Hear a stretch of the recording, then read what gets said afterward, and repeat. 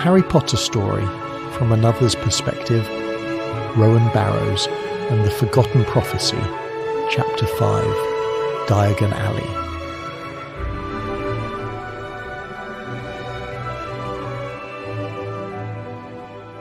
Rowan woke up late the next morning, blinking at the pale sunlight falling across his carpet.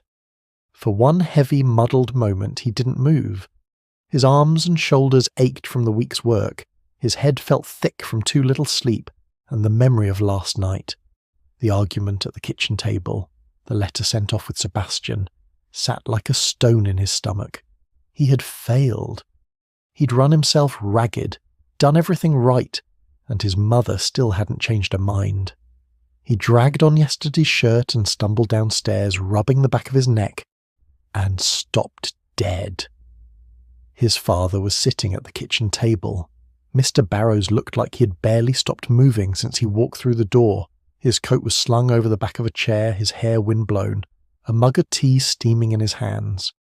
He glanced up as Rowan appeared in the doorway, his tired expression cracking into a grin. "Morning, Ro," he said. Rowan's mother was standing by the sink, arms folded, looking as though she couldn't quite decide whether to be annoyed or impressed by the man sitting at her table. Rowan froze in the doorway, staring at the sight of his parents in the same room without shouting. It was so strange he almost forgot to breathe. His father sat up at the table, tea steaming in front of him, looking like he'd come straight from work without stopping. Mrs. Ashford stood at the sink, arms folded, watching him like she expected trouble at any moment. Eleanor, wrapped in her blanket in the corner chair, had even stopped knitting. "You should have told me sooner, Rowan," his father said, setting his mug down. "About the letter, about her not letting you go, I'd have come straight away." Mrs. Ashford's mouth pressed into a thin line. "He doesn't need to be whisked off to some castle full of danger just because you think it's all a big adventure." "It's not an adventure," his father said evenly. "It's his education. It's his right." "His right?" his mother snapped. "What about what's safe? What about what's sensible?" And then Eleanor's voice cut across the room like a knife through string. "What about what the boy wants?" The room went very still. Eleanor pushed herself up from her chair slowly, leaning on the armrest as Candy leapt to the floor with an offended flick of his tail. She fixed each of them with the kind of look that could still quiet a room after 70-odd years. "Has anyone," she said sharply, "bothered to ask him?" Both parents turned to stare at Rowan. Rowan swallowed hard. I want to go," he said finally, the words tumbling out before he could lose his nerve. "More than anything." Eleanor nodded once, firmly, like that was the only answer she'd been expecting. "Well," she said, settling her blanket around her shoulders, "that's settled then. The boy wants to go. The boy will go. End of discussion." Mrs. Ashford opened her mouth, then closed it again. Mr. Barrows leaned back in his chair, hiding the faintest of grins behind his mug. Rowan's heart thumped so loudly he was sure someone would hear it. His father leaned back in his chair, watching his ex-wife carefully. "Term starts in 3 weeks," he said at last. "I'll take him to get his things next Saturday." Mrs. Ashford didn't answer right away. She stared out the window, hands tight around the edge of the sink, before finally saying, "Fine, but I'm writing to this school. I want to know exactly what kind of place it is." "You do that," his father said easily, finishing his tea. Rowan couldn't stop grinning. "And now, if we're all agreed, I really must be going," Mr. Barrows said quickly. "Going?" Eleanor's voice snapped across the room like a whip. Rowan's father froze halfway to the door. Yes, Mother. Work to do. Things to attend to." Eleanor folded her arms, looking at him the way only a mother can when she knows you're up to something but can't quite prove it. "You blow in here," she said sharply, "stir everything up, make promises, drink my tea, and then disappear again. I'm not just to stop on the way to wherever it is you vanish to, Aldrich Barrows." "Mother, please." "Don't you mother please me," she interrupted. "You never visit, not properly. Not unless there's something to fix or someone to impress. And now you're rushing off again like the house is on fire." For a moment, Rowan's father's easy grin faltered. Something flickered in his face. Tiredness, maybe, or guilt. but it was gone as quickly as it came. "I really do have work," he said, quieter this time. "Ministry work." Eleanor sniffed but didn't argue. She just gave him a look that said she didn't believe a word of it, but couldn't quite stop him either. Mr. Barrows cleared his throat. "I'll come by next Saturday," he said, more subdued now. "Take Rowan to get his things." Then he bent down, kissed Eleanor on the cheek, ruffled Rowan's hair, and slipped out the door with that faintly restless air of someone who never stayed in one place too long. The week that followed seemed to stretch on forever. Rowan flew through his chores with an energy Mrs. Ashford clearly didn't trust, as though at any moment she expected him to wear himself out again, or set the shed on fire by accident. He didn't care. Saturday was coming, and nothing could ruin that. Each morning he asked the calendar the same question. How many more days? Monday dragged its heels like a sulking child. Tuesday and Wednesday disappeared in a blur of errands and gardening jobs. By Thursday his mother had bought a packet of biscuits for the trip, but set them on top of the cupboard so Rowan wouldn't eat them all first. Eleanor, watching him pace about the kitchen, smiled faintly over her knitting. "Patience," she told him more than once. "Saturday comes whether you stare at the clock or not." Even Candy seemed to sense something was happening. The old cat followed Rowan about with narrowed eyes, as if expecting a suitcase to appear at any moment. On Friday evening, Rowan lay awake long after the house had gone quiet, counting down the hours. Tomorrow he would see Diagon Alley for the first time. Tomorrow he'd buy his wand, his books, his robes. Tomorrow everything would change. Rowan was fastening his satchel when the fireplace exploded. Green fire roared up the chimney, sparks showered across the hearthrug, and a moment later Mr. Barrows came stumbling out, coughing, brushing soot from his coat, and grinning like he'd just returned from holiday instead of a whirl of spinning flames. "Morning all," he said brightly, as though he hadn't just tracked half a chimney across the living room. Rowan's mother, who had only just finished sweeping, turned slowly from the sink, her face thunderous.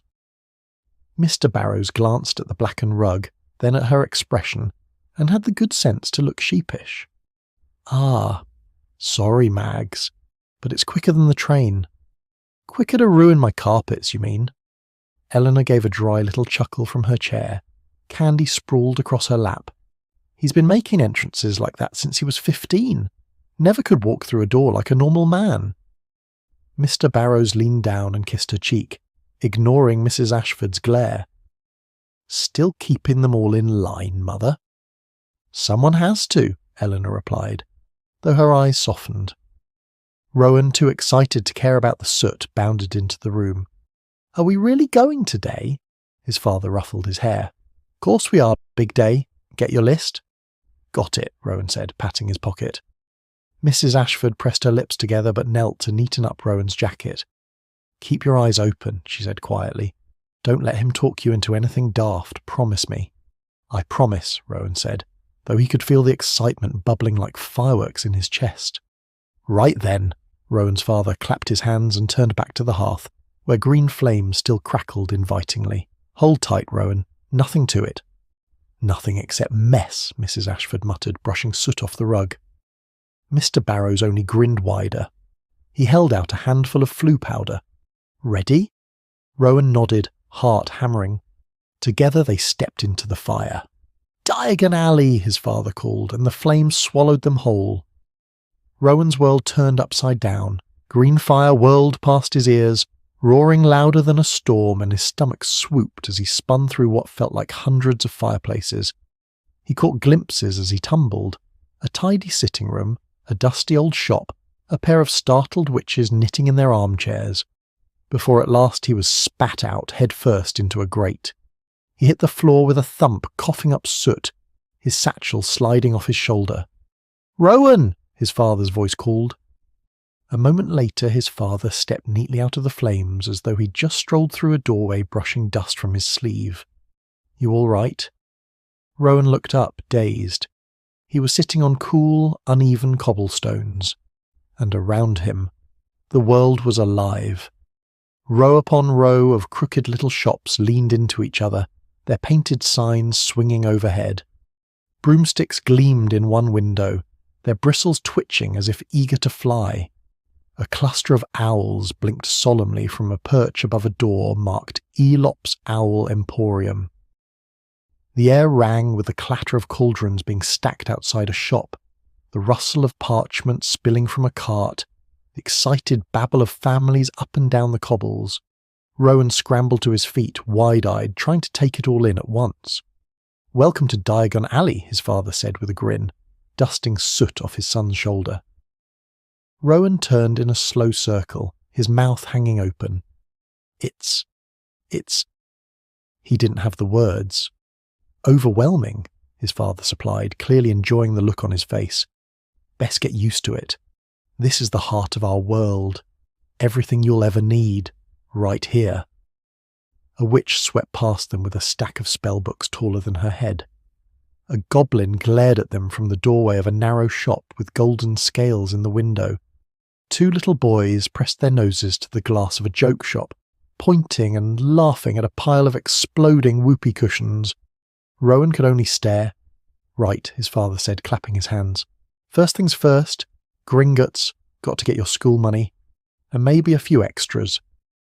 Rowan hesitated. "Dad, I don't think I have money." His father blinked at him.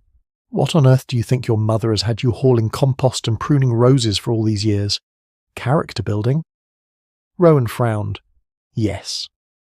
Rowan's father sighed in a way that suggested he adored Rowan but also pitied him. "Rowan, she wasn't paying you in character. She's been sending your wages to me. I put them in your vault." Rowan stopped dead on the steps. "What? Wages? I've been getting paid." "Every knut," his father said cheerfully. "All that hedge trimming, lawn mowing, Mrs. Dawlish surviving. You earned it." Rowan's mouth fell open. He had a vault, with actual gold in it. He wasn't sure whether to feel proud or faint. "But if Mum was saving money for Hogwarts," he began slowly, confusion knitting his brow, "why didn't she want me to go?" His father's step faltered, just a beat. Then he continued forward, voice softer. "She wasn't ready," he said. "Your mother's sensible to a fault. Brave too, but bravery isn't fearlessness, Rowan. It's loving something enough to be frightened of losing it." Rowan swallowed, the noise of Diagon Alley fading for a moment behind the rush in his ears. "She wants you safe," his father continued.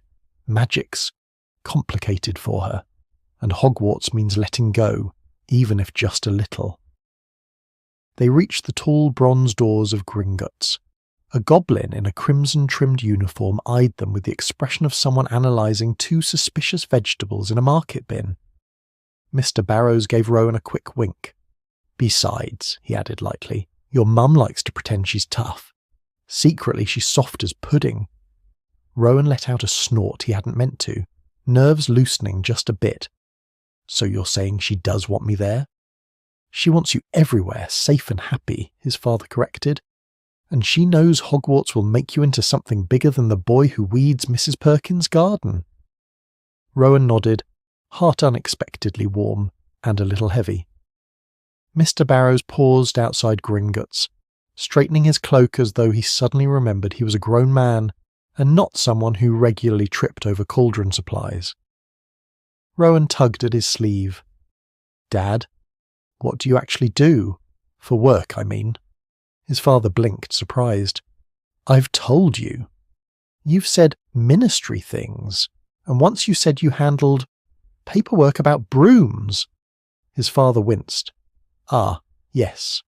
That was a simplification. I work in the Department of Magical Retrieval and Preservation," Mr. Barrows said.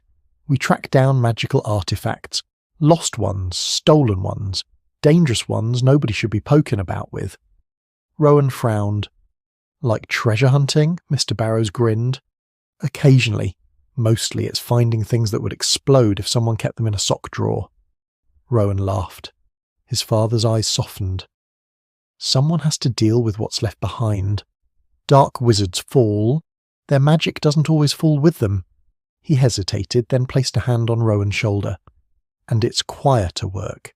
Safer. Your mother deserves safe." Rowan swallowed, nodding. "Is that why she was scared about Hogwarts?" "I think she wasn't ready to let you belong to our world yet," his father said gently. "But you will, and you'll make your own place." Rowan looked up at the marble steps of Gringotts, feeling suddenly taller and smaller at the same time. "Come on then," his father said, clapping him once on the shoulder. "Time to see how much your sweat and soil-stained trousers have earned you." They stepped through the doors into the glittering, echoing grand hall of Gringotts. Goblins perched at their desks like vultures over mountains of parchment and gold, and Rowan felt very small, very real, and very suddenly part of a bigger world. Rowan stared, awestruck, trying to take it all in. His father nudged him gently. "Keep your wits about you in here.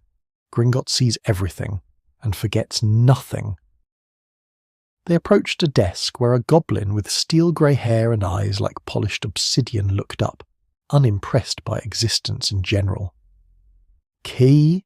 the goblin rasped, holding out a claw tipped with ink. Mr. Barrows produced a tiny bronze key that glinted with a sigil Rowan didn't recognise. "Vault 684! The goblin examined it with one flick of his sharp eyes, nodded curtly and hopped down from his high stool. "Follow me." They crossed toward a wrought-iron gate where torches flickered along the wall. A set of ancient doors parted with a rumble, revealing a rail cart. The rails disappeared into darkness. Rowan felt his stomach lurch. "We ride that?" "Unless you fancy climbing," his father said, already stepping in. Rowan climbed into the cart, clinging to the cold metal sides. The goblin hopped nimbly beside them and whoosh! The cart shot forward. Wind slapped Rowan's hair back as they plunged into a maze of tunnels, each torch whipping past in streaks of gold. The air grew cooler. Tunnels crisscrossed around them. Rowan glimpsed vast chasms, rickety bridges, vault doors taller than houses, the flash of a giant scaly tail vanishing behind a bend. At last, the cart screeched to a stop beside a modest stone door marked with the numbers 684 in brass. The goblin hopped down, inserted the key, and twisted. The lock gave a heavy, ancient click, and the vault door swung open with a groan. Rowan stepped inside and stilled.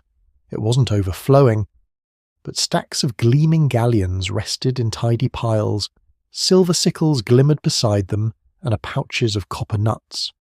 "This is mine," he whispered. "All earned," his father said quietly. "Honest work, not inherited. That matters more than you know." Rowan's throat tightened. He reached out, fingertips brushing the cool edge of a galleon. Each coin had weight. "How much can I take?" Rowan asked softly. Mr. Barrows folded his arms, expression serious now. "Enough for books, robes, supplies, and maybe a few treats. But don't empty it. You've a future to think about." Rowan nodded. "I'll be careful." "Good lad." They filled a small leather pouch. Mr. Barrows let Rowan choose each coin himself. It made Rowan feel older, trusted. As they left, the goblin locked the vault with a decisive clink. On the return cart, Rowan held the pouch close, feeling the coin shift. When they emerged back into the marble hall, Rowan squinted at the sudden brightness. The noise, the colour, the magic, it all felt different now, less overwhelming. And as they stepped back into Diagon Alley, thrumming with life and laughter and wand sparks in the air, Rowan felt a new weight settle in his chest. Every step brought something new. The warm, yeasty smell from the bakery that sold self-buttering rolls, the flash of a broomstick streaking past an open window, the sound of a wizard arguing with a cauldron that seemed determined to hop away on stubby brass legs. Everywhere there was noise and movement and wonder. They stopped first at Madame Malkin's robes for all occasions. Inside, spools of thread floated lazily through the air, hemming and pinning with a life of their own. Rowan stood awkwardly on a stool while a tape measure wrapped itself around his arm. Another boy, about his age, stood at the next mirror, thin, brown-haired and spectacles sliding down his nose. He was reading the label on a bolt of fabric as though it were an essay. "First year?" the boy asked without looking up. "Yeah," Rowan said. "You?" The boy nodded. "Terry Boot. My mum says I've read too much already, but you can't start Hogwarts without knowing the properties of wolfsbane, can you?" Rowan blinked. "I don't think so." Terry looked up, pushing his glasses back into place with an ink-stained thumb. "You'll see. Professor Snape won't stand for anyone not knowing their potion ingredients. That's what my cousin told me." He said it with such earnest certainty that Rowan couldn't help smiling. "I'll remember that." When Madame Malkin dismissed them, Terry hurried off toward Flourish and Blots. Rowan watched him go, amused, before turning back to his father. "Made a friend already?" his father asked lightly. "Maybe," Rowan said. "He talks a lot." "Then he'll fit right in," Mr. Barrows replied with a grin. Next came cauldrons and phials. His father nearly forgot the brass scales until Rowan reminded him, pulling the folded letter from his pocket. "Ah," Mr. Barrows said, clearing his throat. "Yes, scales. Knew I'd remembered something." Rowan gave him a look but couldn't stop smiling. By the time they reached Flourish and Blots, Rowan's arms ached from carrying stacks of books, but he didn't care. He ran his fingers over the spines as they waited at the counter, breathing in the sharp scent of ink and parchment. "This one's advanced," his father muttered, squinting at 1,000 magical herbs and fungi. It wasn't until they stepped back into the street, weighed down with packages, that Rowan remembered. "We didn't get an animal." Mr. Barrows froze mid-step, his grin faltering. "An animal?" "It's on the list," Rowan said, pulling the parchment free again. "An owl, a toad, or a cat?" His father rubbed the back of his neck. "Ah, right. Yes, that. Well..." He glanced at the bustling Elop's Owl Emporium across the street, then back at Rowan. "No need to waste good gold when we've already got the best owl in the family." "Sebastian?" Rowan asked, startled. "Sebastian," his father confirmed. "He's old, he's stubborn, and he bites if you wake him before noon. But he's reliable. Been in the family longer than you, lad." Rowan blinked, then smiled slowly. Somehow the idea of taking Sebastian with him felt right. Next stop was Ollivander's wand shop. The shop was narrow and dim, lined from floor to ceiling with boxes that seemed to hum with quiet life. Dust motes drifted in the beams of light that slanted through the front window. Rowan hesitated in the doorway. "Go on," Mr. Barrows said, giving him a gentle nudge. "This is your moment, lad." Rowan took a step inside. A voice came out of the shadows. "Ah, Mr. Barrows. I never thought I'd see you again." Rowan jumped. Mr. Ollivander appeared between the shelves, pale eyes gleaming, hands folded like a man greeting an old friend rather than a customer. I'm not Mr. Barrows," Rowan stammered. "Well, I am, but I'm Rowan." Ollivander's eyes flicked to Mr. Barrows, who raised his brows in wry amusement. Indeed. Aldrich Barrows, ash wood, dragon heartstring, 11.5 inches, a touch unyielding. Still serving you well? Mr. Barrows nodded, looking a little uncomfortable at being remembered so precisely. Then Ollivander's gaze slid back to Rowan. And now, the sun. Rowan's ears burned. He felt smaller under that gaze, like Ollivander could see straight through him. The wand-maker swept away between the shelves, muttering to himself. Boxes floated down with delicate flicks of his long fingers. Try this. Vinewood. Phoenix feather. 11 inches. Rowan gripped it nervously and gave it a small wave. A stack of boxes promptly collapsed onto the floor with a crash. No, not that one, Ollivander said almost cheerfully, snatching it back. Try this. Cedar. Dragon heartstring. The wand was heavy. It fizzled in Rowan's hand like it was rejecting him outright. He quickly passed it back. Ollivander murmured, pulled more boxes, tried again and again. Nothing felt right. Each wand fizzed or flared or simply sagged in Rowan's grip. With every failure, Rowan's heart sank lower. What if no wand wanted him? Finally Ollivander paused. His pale eyes were thoughtful now, almost kind. Not every wizard finds their match quickly. Some are overlooked, quiet, but the right wand always knows where it belongs. He reached high, drew down a thin, unassuming box and placed it gently in Rowan's hands. Try this. Wiggentree wood, dragon heartstring, 10 3/4 inches, supple, with a hidden strength. Rowan lifted the wand. The moment his fingers closed around it, warmth spread through his hand. Steady, calm, certain. A soft breeze seemed to stir the dust, and one of the lamps glowed a little brighter. Rowan let out a shaky breath. For the first time it felt right.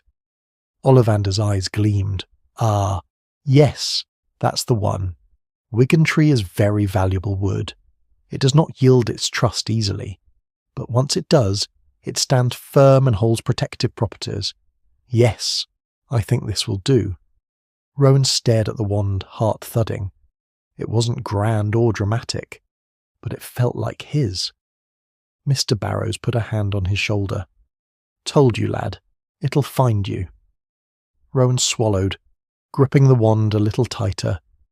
They'd barely left Ollivander's when Rowan found himself slowing down again, caught by the scent of toffee and parchment and the glitter of sunlight off brass cauldrons. Diagon Alley was alive in every direction. Owls hooting in shop windows, children clutching cones of ice cream. His father was several steps ahead, reading over the list from Rowan's letter, muttering to himself about spare robes. Hungry? Mr. Barrows asked, already steering him toward a stall where a witch was selling roasted chestnuts. By late afternoon their shopping was done. Rowan's new robes were tucked into a neat parcel, his books stacked carefully in another. When they finally stepped back into the fireplace of the leaky cauldron, Mr. Barrows handed Rowan a pinch of flue powder. Rowan hesitated, clutching his parcels, but his father gave him an encouraging smile. Nice and clear. 22 Mossfield Way. Off you go. Rowan took a deep breath, threw down the powder and shouted. The familiar whoosh of green flames swallowed him whole. He stumbled out onto the hearthrug at home, coughing on ash, his arms full of school things. Candy the cat shot out of the room in terror, and Eleanor gave a start from her chair. Mrs. Ashford appeared from the kitchen, wiping her hands on her apron, and froze. Her eyes landed on the wand box clutched to Rowan's chest. For a moment she said nothing at all. Then quietly she sighed. Well, that's that then. Rowan's heart leapt, but he only nodded, clutching the box tighter. Upstairs he carefully laid the wand beside his bed before sitting on the edge, staring at it in the lamplight. For the first time, the future didn't feel far away. It felt like it was already here.